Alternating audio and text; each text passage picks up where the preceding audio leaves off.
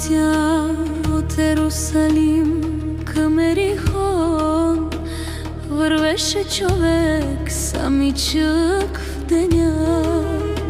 Разбойници го срещнаха в нощта, ограбен, ранен, падна в прахта.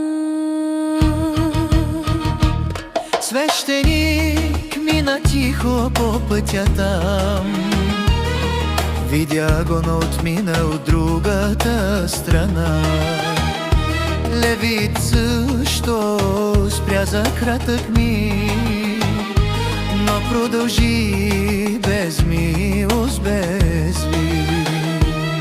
Любовта е пътят на небето, милостта е Божието сърце, който спре до болката на брата. В Божиите очи е най-добре. Но един самарянин дойде в този час, сърцето му се смири за него веднага.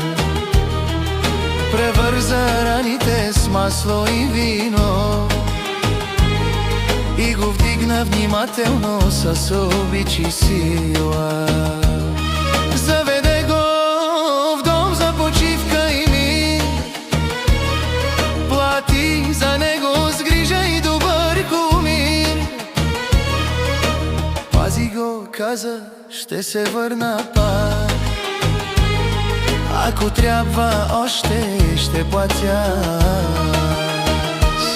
Любовта е пътят на небето, милостта е Божието сърце, който спре до болката на брата.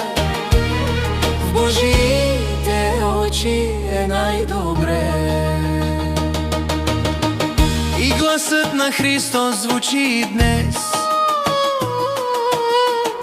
иди и прави същото ти без страх.